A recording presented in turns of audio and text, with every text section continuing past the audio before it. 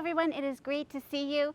This is the beginning of my favorite time of the season, Daylily time. And I have a few that have just started to bloom, and I want to first take a, ooh, that was a big dragonfly. First take a look at this beauty here. This one here is a BamaMusic Daylily. I've had this daylily for at least a dozen years.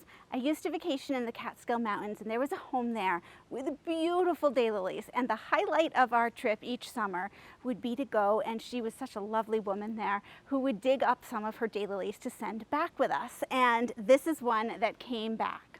Now, BamaMusic has been around a long time. I believe it's from around 1965. Not my personal BamaMusic, but BamaMusic in general. And it's supposed to grow to be about 28 inches tall, which is how it has always bloomed for me in the past. And this year, this particular blossom is 48 inches tall. And quite truthfully, this might be another one coming even taller. So I don't know if we just had the right amount of rain this year or I have fertilized correctly, but BamaMusic is doing really, really well. And it is just such a pretty clear pink. And pink, of course, is my favorite. We do have a couple other daylilies in bloom that I want to show you. So this is Carlotta, which is a beautiful red, and this comes from my mom's garden. She has been superb about sharing all of her daylilies with me. And then around the corner,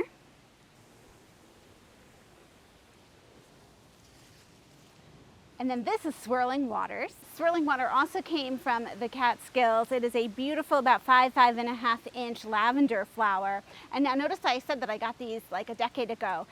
These have been transplanted from a couple homes, a couple moves till we got here to their final location, but they have done just fine over the years. So I highly recommend, if you ever have to move, take your daylilies with you.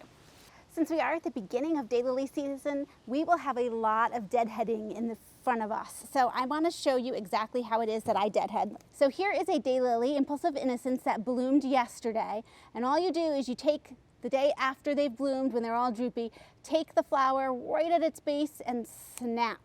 And it just snaps right off. So then you don't have to have the unsightly look of all these hanging around. So here's another daylily blossom I'm going to deadhead.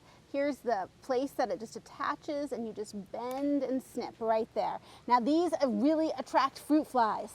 So you want to throw them in your compost pile or get rid of them. Don't leave them hanging around your garden.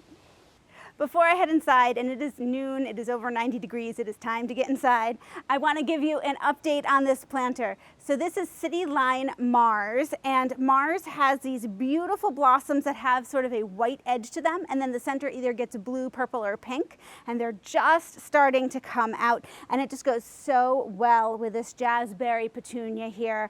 And my lemon coral sedum is really thriving, and it's in a pretty hot spot. I do have a little sunburn on my leaves, but overall it seems happy here, so I'm leaving it here, and I can't wait to see how these fill in with color.